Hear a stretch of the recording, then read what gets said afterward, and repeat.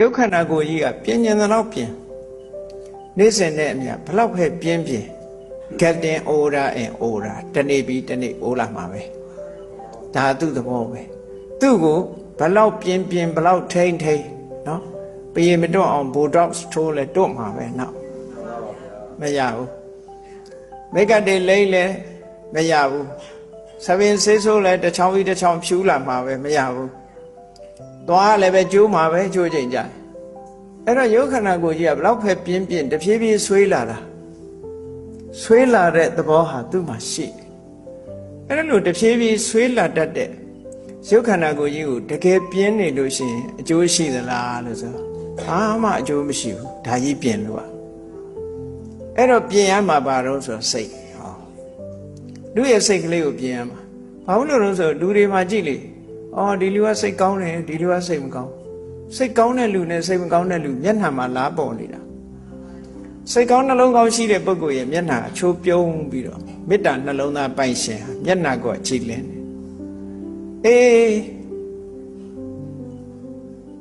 ဒေါသကြီးတဲ့ပုဂ္ဂိုလ်ရဲ့မျက်နှာဆိုလို့ရှိရင်နော်စုပုတ်နေတာစုပုတ်နေတာဘယ်သူမှအဖက်မလုပ်သလိုပုံစံမျိုးကြီးဖြစ်နေဘာလို့လဲဆိုစိတ်ကူကဖြစ်နေစိတ်ဖြစ်တော့မျက်နှာမှာလားပေါ်နေတာပေါ့အဲ့ဒီဟာကလည်းစိတ်ခဏခဏတူတတ်တဲ့လူရဲ့မျက်နှာဒီရည်ရွပြုံးရည်မရသောမျက်နှာမျိုးကြီးဖြစ်တတ်တယ်ဟုတ်တယ်အဲ့ဒါလေတချို့မျက်နှာကြတော့ကြည့်လိုက်လို့ရှိရင်မပြုံးပေမဲ့လို့ပြုံးနေတယ်လို့မြင်နေရဘာလို့လဲဆိုရင်သူ့စိတ်ကိုအကြည်လင်းနေတာမေတ္တာသက်ဝင်ကြည်လင်းနေတဲ့ပုဂ္ဂိုလ်အဲ့ပြုံးမရတဲ့မျက်နှာတွေနဲ့ဒါမျိုးဖြစ်တာပေါ့အဲ့ဒါကြောင့်မလို့မြတ်စွာဘုရားကလူတွေရဲ့စိတ်အသွင်တရာဟာယက်နှစ်ရိပ်ပေါ်မှာလာပြီးတော့ထင်ပေါ်နေတယ်ဒါအပေါ်ယံကြည့်ုံနဲ့ပဲသိတယ်နောက်တစ်ခါနှုတ်ထွက်ကြတော့လဲကြည့်စိတ်ဓာတ်က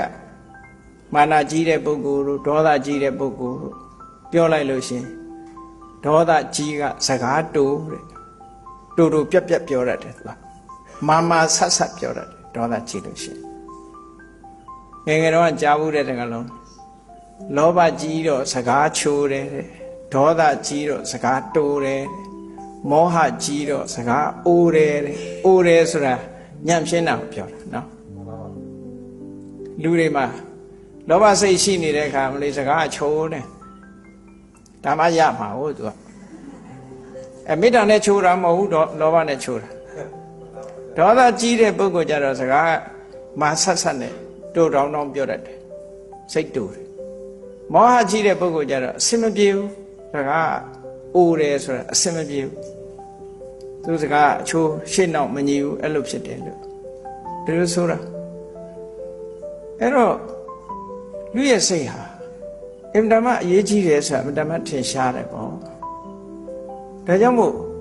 လူတွေကောင်းမှုဆိုဖို့ဆိုတာကျန်တာတွေအသာထားနောင်ဘဝတွေအသာထားခဏလက်ရှိဘဝဆက်ဆံရေးမှာပဲကြည့်ဘာအရေးကြီးဆုံးတော့ကိုယ့်အကိုအရေးကြီးဆုံးရှာစိတ်ဟာအရေးကြီးဆုံးပဲလူချင်းဆက်ဆံတဲ့အခါမှာလည်းပဲစိတ်နေသဘောထားအရေးကြီးဆုံးပဲဒါကြောင့်မို့စိတ်အရေးကြီးဆုံးလို့မြတ်စွာဘုရားဟောတာအမှန်တမ်းမှန်ကန်တယ်လို့ပြောအဲ့ဒါကြောင့်မို့လို့စိတ်ဟာအရေးကြီးလို့ဘုရားဟာဟောထားတဲ့တရားနဲ့လိုက်လျောညီထွေရှိအောင်နေ့တိုင်းဆင်ခြင်စိတ်ကိုပြင်ကိုယ်စိတ်လေးကိုပြင်ပေးပါဆင်ခြင်ရမယ်မဆင်ခြင်ရင်မသိဘူးမြတ်စွာဘုရားကဟောထားတာရှိတယ်ပစ္စဝုခတာဘဟုပကာရာကုသလေတုဓမ္မေတုစကားလုံးကတော့ contemplation လို့ဆိုတာပစ္စဝုခနာဆိုတာ contemplation စဉ်းစားဆင်ခြင်မှုသည်ကုသိုလ်ကောင်းမှုနဲ့အပြစ်ကင်းတဲ့တရားတွေဖြစ်ဖို့ရအတွက်အများကြီးအကျိုးဖြစ်တယ်လို့ဒီလိုဆိုလိုတာနော် contemplation is beneficial ပေါ့ပြောမှဆိုရင် beneficial အများကြီးအကျိုးဖြစ်ထွန်းစေတယ်ကောင်းတဲ့ကိစ္စတွေမှာဘယ်ရာပဲဖြစ်ဖြစ်ဆင်ခြင်စဉ်းစားမှုဆိုတာဘာနဲ့ဆင်ခြင်တာတော့လို့ဆိုတော့တတိတဲ့တမ္ပစဉ္ညာဒီနှစ်ခုကဆင်ခြင်တဲ့နေရာမှာအရေးကြီးတဲ့ဟာနှစ်ခုတတိထားတတ်တယ် အသိပညာနဲ့ဆင်ញင်စဉ်းစားတယ်တတိထားမှပညာဆိုတာဖြစ်တယ်ဒါမှမဟုတ်တတိနဲ့ပညာနှစ်ခုပေါင်းစပ်ပြီးတော့ဆင်ញင်စဉ်းစားတာပစ္စောခန္ဓာဘုရားဟောတဲ့စကားလုံးနဲ့ပြောမယ်ဆိုရင်အပြစ်ကင်းတဲ့အရာမှာတဲ့ဆင်ញင်စဉ်းစားမှုဟာအများကြီးအကျိုးဖြစ်ပါတယ်လို့ဒီလိုဘုရားဟော